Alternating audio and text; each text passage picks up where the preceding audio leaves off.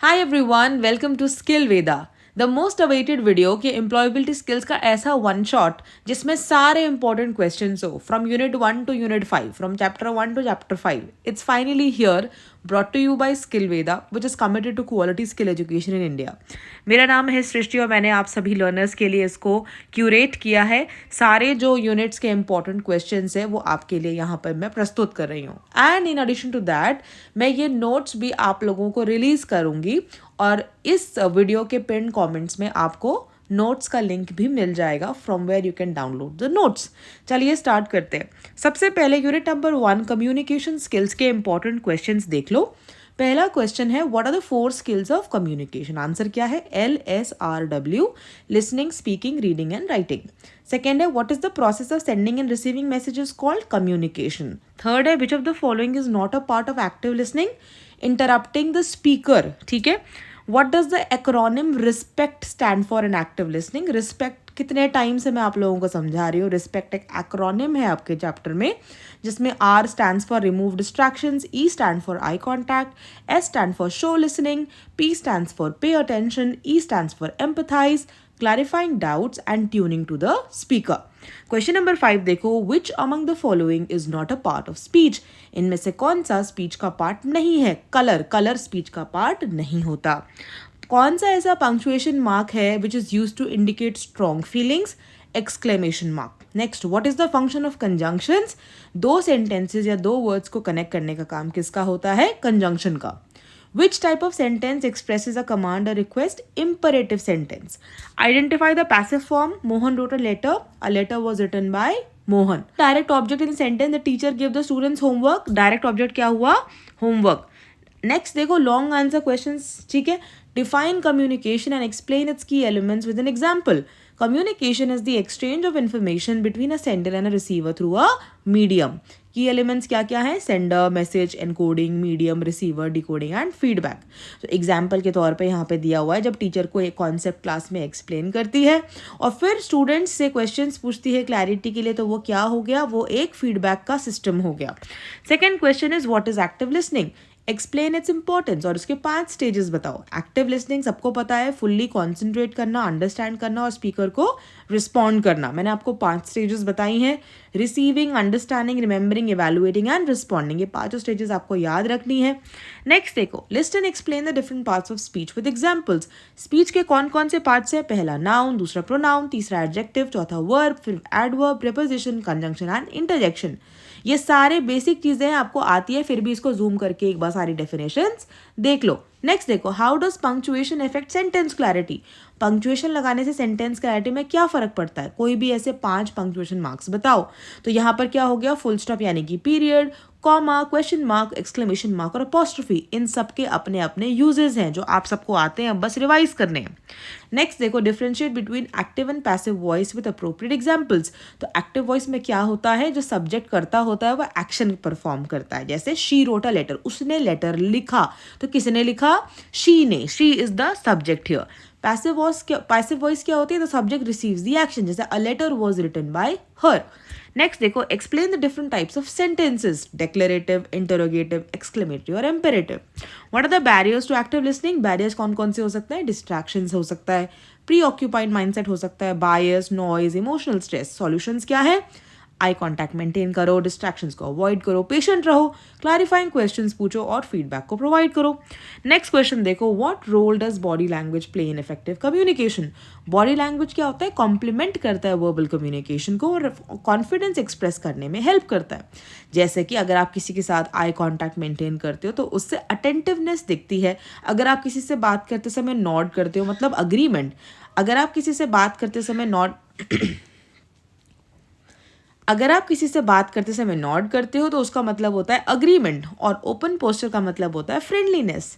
देखो question number 9, effective communication से students का क्या बेनिफिट होता है उनके एकेडमिक लाइफ में?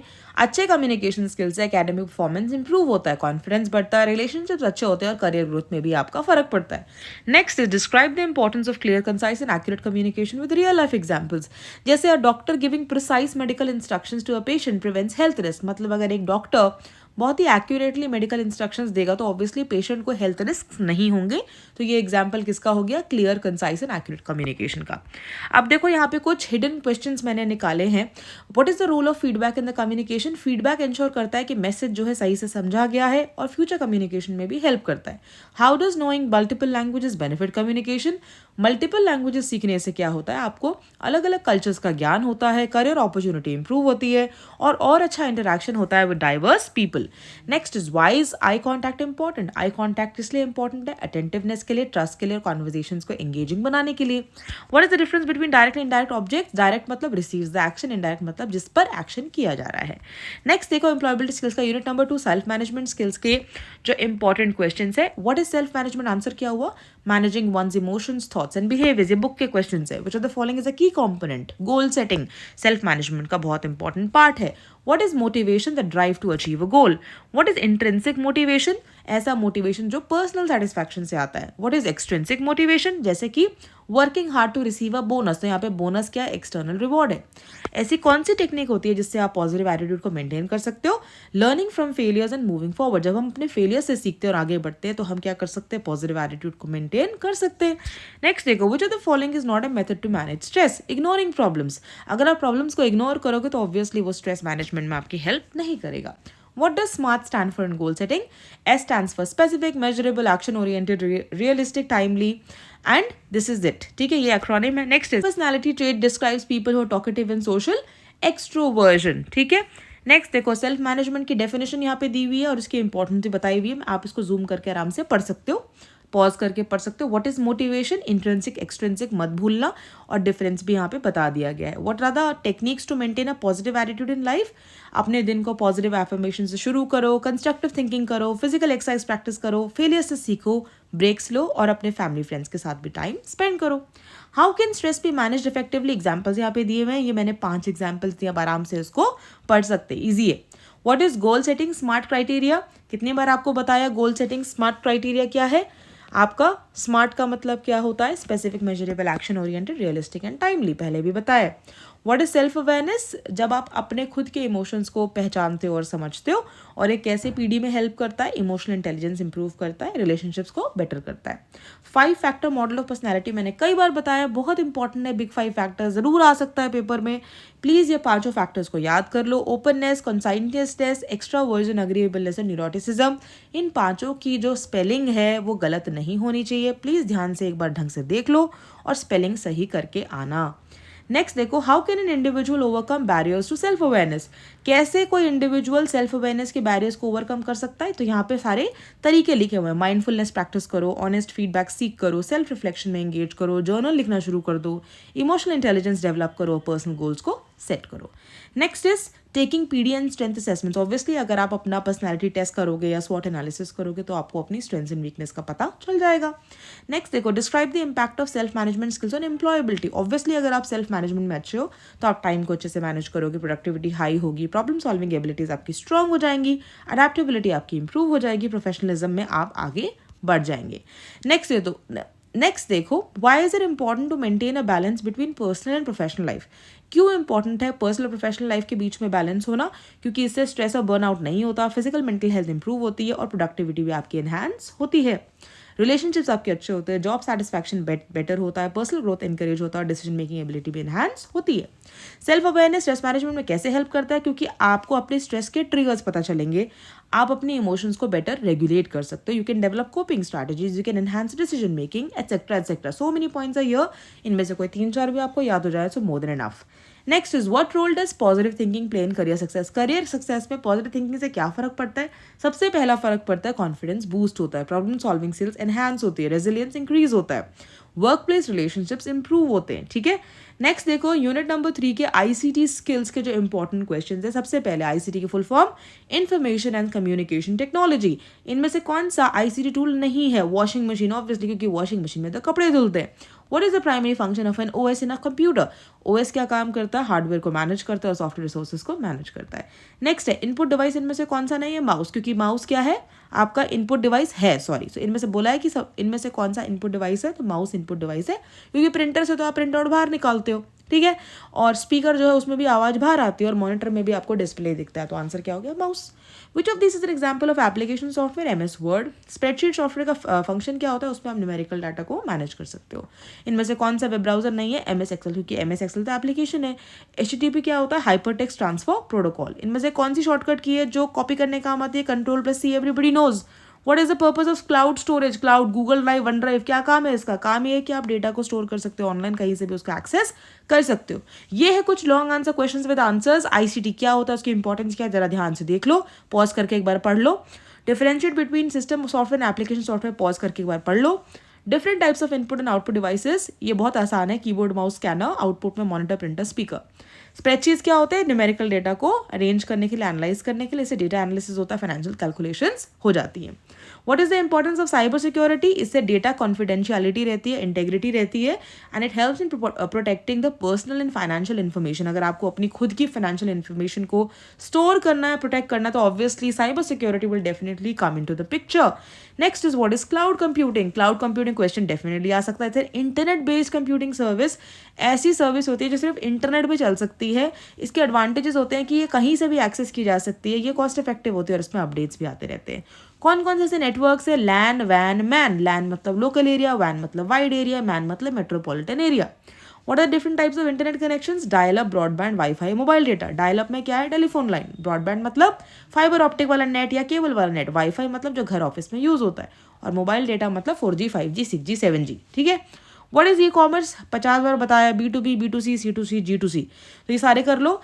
B2B, B2C आपको 100% आता है। C2C याद कर लो, कंज्यूमर टू कंज्यूमर। और G2C पक्का याद कर लो, government to citizen. Some common threats to computer security: hacking, phishing, viruses and malware. Preventive measures क्या है? स्ट्रॉन्ग पासवर्ड लगाओ, एंटीवायरस सॉफ्टवेयर इंस्टॉल करो, कोई भी सस्पिशियस लिंक्स में क्लिक मत करो, फायरवॉल्स एंड इंक्रिप्शन का इस्तेमाल करो डेटा प्रोटेक्शन के लिए। ICT का रोल क्या होता है एजुकेशन में? ICT से ऑनलाइन लर्निंग इनेबल होती है। वर्चुअल क्लासरूम्स हो सकते हैं, जैसे ये हो रहा है। ई-बुक्स हो सकती है, डिजिटल असेसमेंट्स हो सकते हैं। ICT ने बिजनेस और बैंकिंग को कैसे चेंज कर दिया? ICT की वजह से ऑनलाइन बैंकिंग आ गई, डिजिटल ट्रांजैक्शन शुरू हो गई, ई-कॉमर्स होना लग गया, ऑटोमेटेड बिजनेस ऑपरेशंस होने लग गए और CRM सिस्टम्स बनने लग गए। Describe the impact of social media and communication. Social media क्या काम है? इंस्टेंट मैसेजिंग, किसी को मैसेज भेज सकते हो। ग्लोबल कनेक्टिविटी है, वीडियो कॉल्स है, कंटेंट शेयरिंग है, डिजिटल मार्केटिंग है। How can digital payments enhance financial security? Digital payment से क्या होता है? कैश हैंडलिंग रिस्क नहीं है, एनक्रिप्शन होता है, मल्टी फैक्टर ऑथेंटिकेशन होता है, फ्रॉड डिटेक्शन होता है, सिक्योर ट्रांजैक्शंस है। एथिकल कंसर्न्स क्या है? ICT usage related, privacy invasion है, साइबर बुलिंग हो सकती है, डेटा का थेफ्ट हो सकता है, मिस इन्फॉर्मेशन हो सकता है, डिजिटल एडिक्शन हो सकता है। यूनिट नंबर 4 एंटरप्रेन्योरशिप स्किल्स में देखो, who is an entrepreneur? Who is an entrepreneur? A person who starts and manages a business. इनमें से कौन सा कैरेक्टरिस्टिक एंटरप्रेन्योर का नहीं है? लेजीनेस। जो लेजी होता है एंटरप्रेन्योर कैसे बनेगा? What's an example of an entrepreneurial activity? Running of a small business. छोटा बिजनेस भी रन करते हो तब भी वो एंटरप्रेन्योरियल एक्टिविटी है। What is the primary motive of an entrepreneur? To provide innovative products or services. अगर आप किसी को भी इनोवेटिव प्रोडक्ट बेच सकते हो, दे सकते हो सर्विसेज, तो आप क्या हो? एंटरप्रेन्योर का आपका मोटिव है। The following is an advantage of entrepreneurship: independence and flexibility. Which of the following is a barrier to entrepreneurship? Lack of capital. पैसे नहीं होंगे तो कहाँ से शुरू करोगे business? Which government initiative in India promotes entrepreneurship? Answer is D. Startup क्या होता है? It's a newly established business with innovative ideas. Which of the following is the source of business funding? Funding कहाँ से मिलती है? Personal savings, bank के loans, venture capitalist, VCs.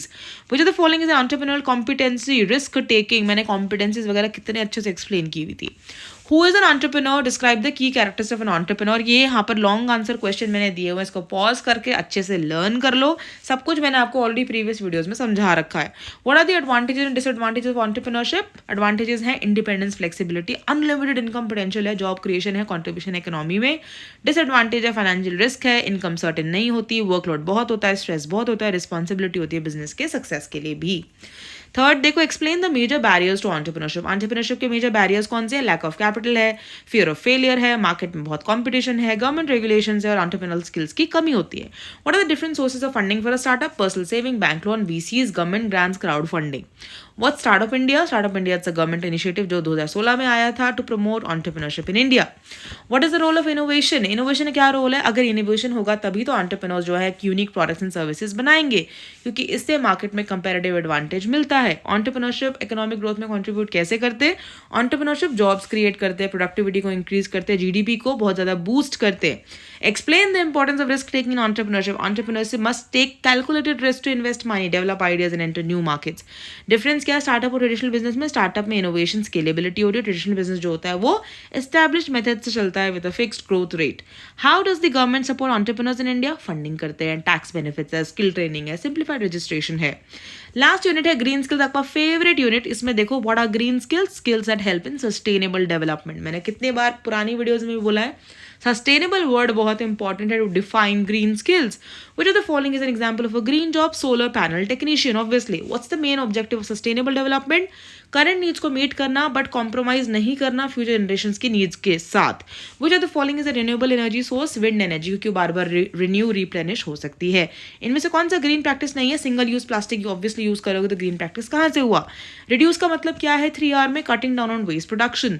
इनमें से कौन सी कंपनी जो है ग्लोबल एनवायरमेंट प्रोटेक्शन के लिए काम करती है? UNEP, United Nations Environment Programme. Which industry has the highest impact on environmental pollution? Manufacturing industrial sector. Which gas is primarily responsible for global warming? CO2. What is the purpose of afforestation? Plants को लगाना, पेड़ उगाना, to plant more trees to improve the environment. Long answer देखो, what are green skills? पूरा definition लिखा है, importance पूरा लिखा है, pause करके पढ़ो. Sustainable development क्या होता है? पूरा पॉज करके आराम से पढ़ लो. एनवायरमेंटल प्रोटेक्शन, इकोनॉमिक ग्रोथ और सोशल इक्विटी मत भूलना. What are green jobs? देख लो, ऐसी ऑक्यूपेशन जो कि एनवायरमेंट को प्रिजर्व करने में हेल्प करती है, सस्टेनेबिलिटी को प्रमोट करती है. Examples: solar panel technician, waste management officer and organic farmer. How do industries impact the environment and how can they adopt green practices? Negative impact क्या है? Pollution from factories, deforestation due to industrial expansion, high energy consumption. और green practices क्या है? Energy efficient machinery को इस्तेमाल करना, waste production को reduce करना और रिन्यूएबल एनर्जी सोर्सेज को शिफ्ट करना like solar and wind.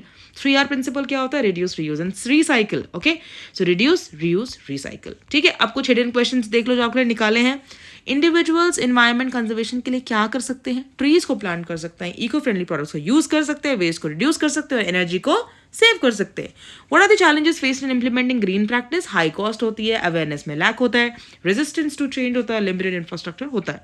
Explain the role of renewable energy in reducing pollution. Renewable energy क्या होता है? सोलर, विंड और हाइड्रो, क्योंकि उसमें हमारी डिपेंडेंस ऑन फॉसिल फ्यूल्स कम हो जाती है. क्लाइमेट चेंज क्या होता है? Long term changes in temperature and weather pattern. Government policies green skills को कैसे प्रमोट करती है?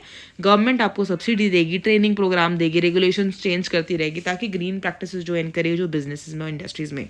अपने मार्क्स को आप कैसे मैक्सिमाइज करोगे? इस PDF के साथ रिवाइज करते चलो. यह गाइड अपने फ्रेंड्स के साथ शेयर करो जिनको इस गाइड एम्प्लॉयबिलिटी स्किल्स की जरूरत हो सकती है.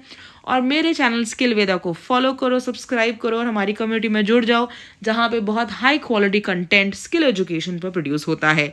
आप मेरे से पर्सनली कनेक्ट कर सकते हैं skillvedaindia@gmail.com पर भी. ठीक है, thank you so much for joining with me on this beautiful lecture of skill Veda. I will see you in the next video. Keep preparing for your boards 2025 and I know that you will rock it. Thank you so much. Bye bye.